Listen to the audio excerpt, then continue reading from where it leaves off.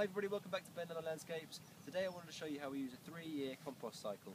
And this one here is obviously 3 bins.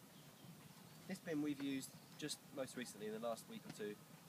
It's been filled up over 3 years and it's rotted down to a really nice consistency, to a kind of a black loamy soil. Everything in there was a really perfect consistency, so we've spread that out over the beds. It's now late February and we're looking at going into spring, so obviously the beds need to be mulched. It's a good time to do it because the heat comes back and you want to try to keep as much water as you can in those beds, but also to feed the plants, to give them a little bit of extra strength and really keep that foliage nice and green as you go through the spring and the summer months. So that one's been emptied. What we did with the end of that one is just spread that over the top here. But what we use to put in these beds are things like eggshells, cocoa shells, kitchen waste, perennials. Don't use evergreen shrubs. If you do use evergreen shrubs and evergreen leaves, just make sure you shred them down enough so that they've got that consistency as well to match in with the rest of things, and it lets the air get through them, and also just to really help it break down a lot quicker. So that one's done now. We'll start filling that one up with all the leaves from the cuttings of this year, with perennials and things like that, kitchen waste, and then that'll be the 3-year-old bed. This one we'll use again this time next year, so that'll be the one that's the next bed to use. And then this one here will be the one to use after that. So it's really quite simple. That's all you really need to know.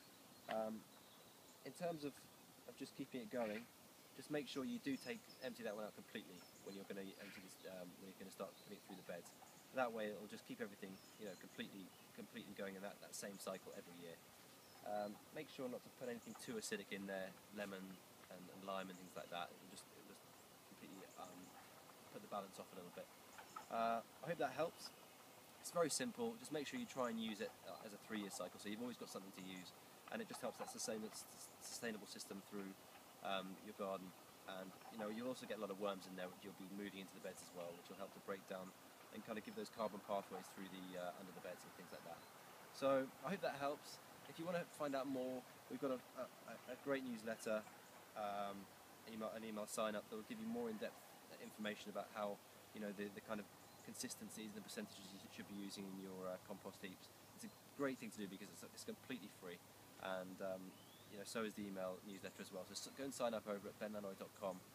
You also get a free book that I've written myself, which is 50 plants used in garden design, which is all the plants that we regularly use and go well. So if you want to follow us on Twitter, go to twitter.com/benlannoy, or on Facebook, which is facebook.com/benlannoyscapes. And as always, just contact us on the site if you need to get hold of us for any advice. Hope that helps. Speak to you again soon. Thanks a lot. Bye bye.